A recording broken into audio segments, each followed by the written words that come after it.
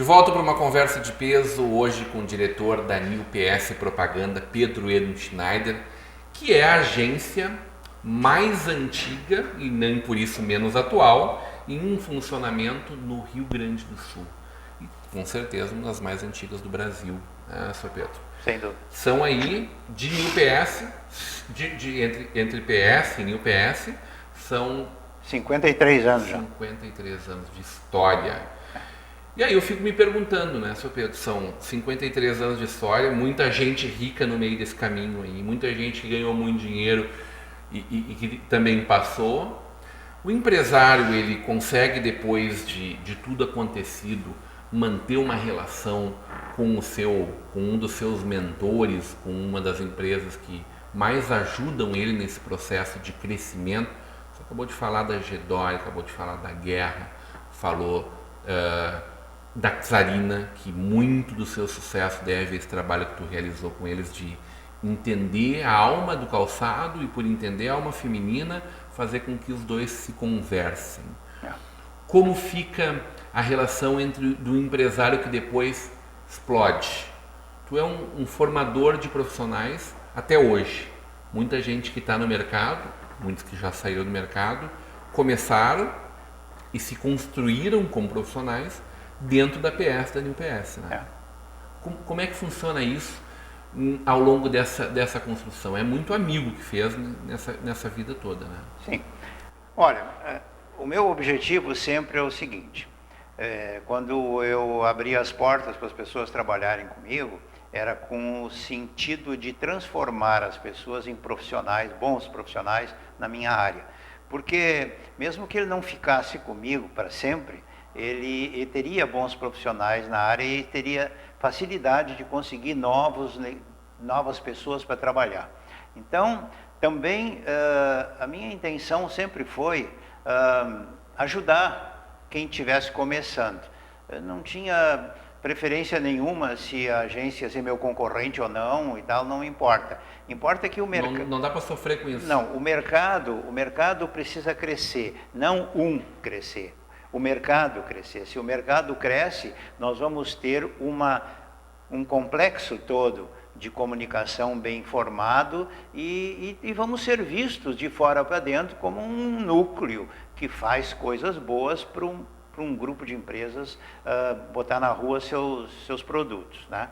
Então, essa sempre foi a minha visão. Até houve uma época em que eu promovia lá na agência encontro de publicitários. Os encontros eram assim, no dia 4 de dezembro, que é o Dia Mundial da Propaganda, as portas estavam abertas para todos os concorrentes, para todos os profissionais da área da propaganda, e fizemos 5 edições desse projeto. Entrava, tinha um chopp lá, uns comes e o bate-papo sobre propaganda, sem falar eu sou dessa ou daquela agência, simplesmente por formar amizades. Então nós fizemos isso, o primeiro grupo foi com 20, o segundo com 50, e eu sei que quando nós chegamos no 5º grupo, nós estávamos beirando os 200 profissionais, aí se meteram junto os veículos e fornecedores. Começou a crescer hoje muita gente nesse mercado. Enfim, foi muito bonito essa parte para agrupar é um mercado que definitivamente não é muito unido, né, Pedro? Essa visão aí é uma visão diferente, porque é um mercado muito competitivo, sem sombra de dúvidas, e nem sempre a postura do profissional da comunicação ela é uma postura tão reta assim. Não vamos querer citar nomes, porque tu não vai falar sobre isso mesmo, mas no momento onde tu não tinha faculdades que formavam profissionais de publicidade e propaganda, quem formava era tu, certo? Aqui eu consegui, muita gente. Tem muita gente hoje no mercado. Grandes agências do Rio Grande do Sul saíram, muitas saíram da PS, da UPS. Né? Isso faz parte do movimento natural do mercado. Né? Mas também deve dar uma dor de cabeça quando esse cara não tem nenhum reconhecimento em relação ao criador dele. Né? Mas isso não me incomoda. Porque é o seguinte, a gente até tem um ditado muito antigo que diz assim, tu faça o bem sem olhar a quem, né? Tá bem. Então eu acho assim, tudo aquilo que tu faz de bem, ele volta para ti, sem problema nenhum. Olha só, isso que tu acabou de dizer, nós estamos com 50 e tantos anos ininterruptos no mercado, e o que isso quer dizer? Quer dizer que nesse período todos, muitos que trabalharam conosco, que não quiseram fazer o bem, não existe mais, desapareceram. Passaram. Tem muitos que ainda estão por aí, mas estão indo bem porque são bons profissionais, né? Mas quem levou para a maldade caiu fora do mercado. Então eu acho o seguinte, eu acho que hoje o serviço da comunicação, ele tem que enxergar o cliente como uma empresa onde tu vai construir alguma coisa naquela empresa. Tu vai levar os produtos dele para um mercado para ele vender e ele ganhar dinheiro. Ele, não tu, ele. Porque se ele ganha, depois tu ganha de tabela também, né? Então tem que plantar essas arvorezinhas boas ao longo do caminho todo da comunicação para poder colher lá na frente. A gente não deve falar nos que se foram, mas deve-se pensar o seguinte, muita gente que não está no mercado, se fosse analisar por que não está no mercado, nós ia descobrir as arvorezinhas ruins plantadas, né? Então é mais ou menos assim. E essa filosofia, eu conservo essa filosofia ainda hoje, e lá na agência todo mundo é jovem, o cara velho sou eu, né? Mas eles acham que eu tenho uma boa experiência e uma boa visão, um equilíbrio, né? Às vezes sai algumas loucuras, mas eu consigo segurar e dar outras injeções aqui e ali para manter um padrão de nível cultural bom, tá? Então é isso que eu me preocupo sempre. Formar bons profissionais, entregar para o nosso cliente um bom serviço para que ele tenha sucesso naquilo que ele faz. Essa é a filosofia. E esse é o caminho do profissional de comunicação. Não tem outro caminho. Tu ajudou muita gente sempre também, né? Além de ser um profissional e vender o teu trabalho, né? Tem muita gente... Tu foi professor da Fevale também, né? Foi professor, enfim, em outras instituições. Mas muitas empresas, por exemplo, que tu ajudou no momento das vacas magras ou no momento de construção, como a Fevale, eu posso dizer esse nome, tu não diria, que tu fez muita coisa naquele momento de construção, depois quando foi se constituir, foi buscar empresas fora daqui. Santo de casa não faz milagre? Esse é o ditado, né? Esse é o ditado. Houve uma época em que eu trabalhava aqui na cidade com toda a boa vontade, mas eu fiz o meu maior sucesso fora daqui. Como é que pode? Ainda hoje, por exemplo, os meus clientes de peso não são daqui. Nenhum é daqui, né? É uma pena que isso aconteça, porque a gente poderia servir muito melhor. Tu estaria com a pessoa... Conhece, né? Mais frequentemente, poderia dar uma assessoria melhor, mas não vem ao caso. Isso não vem ao caso. A forma como tu aceita isso chama sabedoria? É uma coisa que a vida traz? Eu acho que sim, porque no momento em que tu entende as pessoas, nem todos são iguais, nem todos têm a capacidade de entender o reconhecimento que deveriam ter, né? Por aquilo que tu fez na comunidade. A comunidade, e isso é normal, isso não é eu que digo, aqui é gente que é de outra cidade, que às vezes fica magoado com alguma coisa, mas não é esse o meu, até não é o objetivo da nossa conversa. O objetivo da nossa conversa é mostrar para quem está ouvindo o que a postura do profissional de comunicação tem que fazer. Não só de comunicação, de todas as áreas em que tu trabalhas, se tu trabalhar com uma retidão, com um objetivo de melhoria contínua e de respeitar as pessoas, de respeitar um mercado, certamente alguma coisa boa vai acontecer.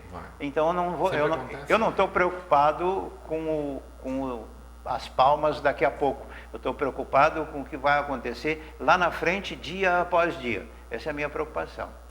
Pedro, como é que tu está encontrando esse momento da publicidade hoje, né? Onde a gente vê um enfraquecimento dos grandes veículos de massa, né? A revista já não tem mais a mesma força, o veículo TV cada vez mais perde espaço para um novo consumidor, para uma internet, para um YouTube, para outros canais. O veículo jornal cada dia mais enfraquecido, né? E um crescimento da internet onde parece que todo mundo é formador de opinião, todo mundo quer construir marca botando uma fotinho lá. Qual é o futuro dessa comunicação? Tu que sempre participa de fóruns, de simpósios desse universo, né? Festival de Propaganda de Gramado e mundo afora, né?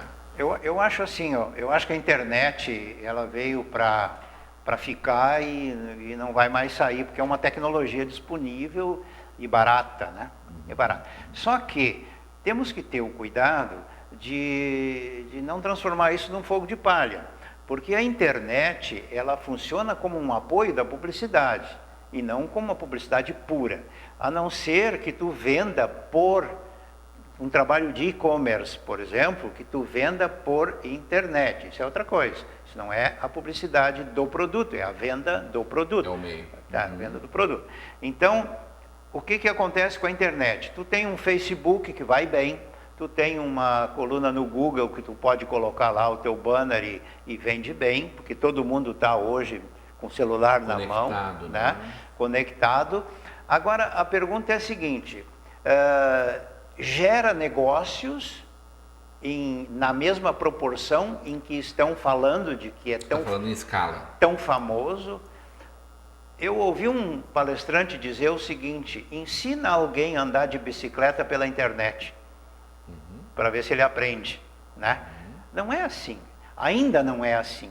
Eu tive lendo uma entrevista do Nizam Guanais, que é da agência África, hoje presidente do grupo ABC, lá de São Paulo. Ele disse, olha, é claro que a internet está crescendo, mas não é verdade de que as revistas estão acabando, que os jornais estão acabando, porque tem gente que não quer ligar o computador para procurar notícia lá no computador. Tem gente que quer pegar uma revista e olhar. Veja bem, tu pega uma revista moda, por exemplo, de moda, bota aí num consultório médico, essa revista dura 30, 40, 60, 100 dias naquele consultório médico. Dependendo do salão de cabeleireiro, um ano inteiro. O ano inteiro. E se tu botar o anúncio, esse mesmo anúncio, no Facebook, dura 10 segundos, tá? E não vai permanecer lá, ele vai sair fora. Mas a revista continua. Hoje em dia, para moda, é revista de moda. Por que que uma... Estou falando de segmentação. Por que que uma Elle, por exemplo, e uma Vogue italiana, francesa, tem 5, 6 centímetros de espessura? Será que os europeus são tão para trás de que iam fazer uma revista tão poderosa, já que a revista está morrendo? Não, não está morrendo, a revista ainda é a revista. Mas a internet ajuda essa revista. A internet vai dizer assim, tu pega o teu computador e diz assim, compre a revista Vogue para ver quanta coisa boa tem. Essa é a minha mensagem. Aí tu vai comprar a revista. Quer dizer, tu não tem como sair fora. Por exemplo, tu pega hoje o operário que circula aí nas cidades e vai fazer uma campanha de produto popular para o operário. Tu vai fazer isso no Facebook, ele nem celular tem. Se tem, ele tem um simplesinho e ele não tem tempo de ficar no celular. Agora, se tu botar no caminho da fábrica dele 10 outdoor e meia dúzia de front light, ele vai enxergar todos os dias. Está falando na personalização do trabalho. Esse é o caminho da propaganda? Esse é o caminho. Tu tem que descobrir assim, ó. Eu tenho um produto popular que vende para uma classe popular. Qual é o lugar onde esse meu consumidor se encontra? Então eu tenho que fazer coisas para aquele lugar, para aquele consumidor que vai olhar todos os dias. Não tem outro caminho. Se o cara dizer, não, porque eu vou fazer na internet, não vai funcionar. O negócio é ali. Eu vou te contar uma história bem curtinha. Eu trabalhei 11 anos para a Unimed do Vale do Taquari, Rio Pardo, que trabalhava em 42 municípios e lancei lá todos os planos familiares e tal, e fiz a Unimed hoje é um sucesso lá, e eu tenho a minha assinatura lá em muito desse sucesso, né? Então um dia tinha uma cidade chamava-se Arvorezinha. Hoje Arvorezinha é uma cidade bonita porque até tem um asfalto na frente, naquela época não tinha asfalto. Era no meio do morro, quem vai lá para Soledade, vai para o lado direito, lá, Arvorezinha.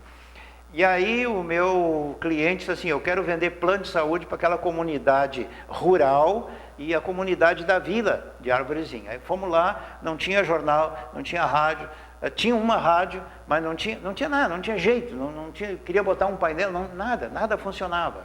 E era tudo colono. Aí eu perguntei, tá, o que funciona aqui? Ah, o que mais funciona aqui é a hora da Ave Maria. Eu fui lá no padre, seu padre, se eu lhe der um texto para ler na hora da Ave Maria, antes de começar e depois que terminar, eu vou lhe dar R$500 na época, né? R$500 para a sua comunidade. Bah, padre, eu faço tudo o que tu quer pelos 500. E nós fizemos esse anúncio através do padre que rezava a Ave Maria, que era o veículo de comunicação local mais importante. Resultado, 90% da população fez plano de saúde da Unimed. Sempre uma aula falar contigo. Como é que tá? Tempo para tomar vinho, para viajar? Tá curtindo? Tem. Tô arranjando, a gente tem que fabricar o tempo. Tirou a Aline da Record, roubou a Aline da Record, da tua Sim. filha Aline Schneider, né? Brilhante jornalista, e levou ela para dentro da agência para poder viajar um pouco mais. É isso? E para dar continuidade à agência numa segunda geração. Mas com a tua supervisão, porque tu vai estar aqui muitos Sim. anos cuidando disso ainda. Amém, sem né? sombra de dúvidas. Né? Tomara que te ouçam. Grande prazer poder conversar contigo. Igualmente. Muito obrigado pelo carinho que tu nos recebeu. É a primeira vez que a gente traz um publicitário para o Conversa de Peso, são mais de 300 programas, é a primeira vez. E com esse decano, com esse exemplo, com esse grande profissional e formador de profissionais, Pedro Eno Schneider. Eu que agradeço a oportunidade de estar aqui contigo e falar para as pessoas que te ouvem. Seja sempre muito bem-vindo. Muito obrigado. Hoje, numa conversa de peso, com o publicitário e empresário Pedro Eno Schneider. Continue agora com a programação da nossa Vale TV e da Rede Comunidade de Televisão.